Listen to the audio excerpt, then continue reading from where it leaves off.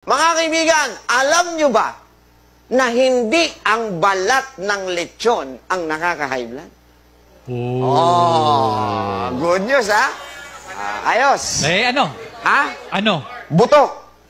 Ha? Buto ng lechon na nakaka-high blood. Buto? Oh. Pambihira ka pa. Paano nangyari buto yun? Ako yung naimbitahan sa isang handaan. Oh. Pagdating ko, nakita ko yung lechon. May lechon. Puro buto na lang. Ano nangyari sa'yo? Na-high blood ako to. Ang lechon baboy ay isang popular na pagkaing Pilipino na karaniwang inihahanda sa mga espesyal na okasyon. Kahit na ito ay may mataas na fat content at calories, may ilang benepisyo rin ito sa kalusugan, ngunit dapat pa rin kainin sa karamihay. Ang lechon baboy ay isang tradisyonal na pagkaing Pilipino na kinakain sa mga espesyal na okasyon tulad ng mga piyesta, kasal, at iba pang mga pagdiriwang. Ang pagluluto ng lechon baboy ay isang mahabang proseso na kadalasang nagsisimula sa pag-aalaga ng baboy at nagtatapos sa paghain nito sa mesa. Ang lechon baboy ay isang adaptasyon ng tradisyonal na lechon, isang pagkaing popular sa mga bansang Espanyol. Noong panahon ng kolonyalismo ng Espanya sa Pilipinas, ang tradisyonal na lechon ay naging popular sa bansa. Hindi tiyak kung sino o kailan eksaktong nagsimula ang pagluto ng lechon baboy sa Pilipinas, subalit, maaaring sabihin na ito ay isang produkto ng impluwensya ng mga Espanyol sa kultura at kusina ng Pilipinas. Sa kasalukuyan, ang pagluluto ng lechon baboy ay isang mahalagang bahagi ng kultura at tradisyon sa Pilipinas.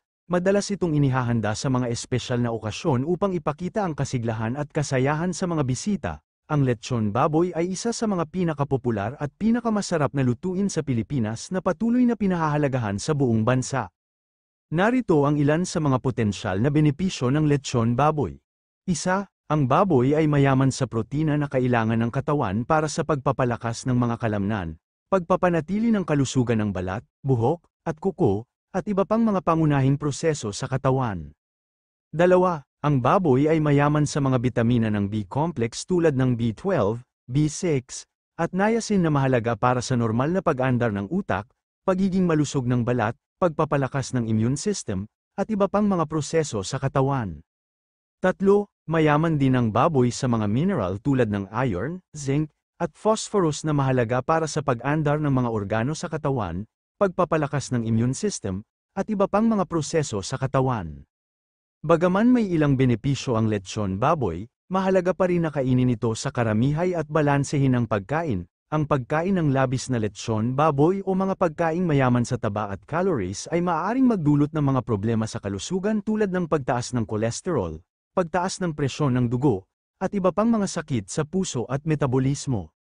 Kung nais mong mag-enjoy ng lechon baboy pero gusto mong maging maingat sa kalusugan, magandang ideya na kumain ito sa kasamang gulay at prutas, mag-ingat sa iyong bahagi, at sundan ang prinsipyo ng moderasyon sa lahat ng bagay.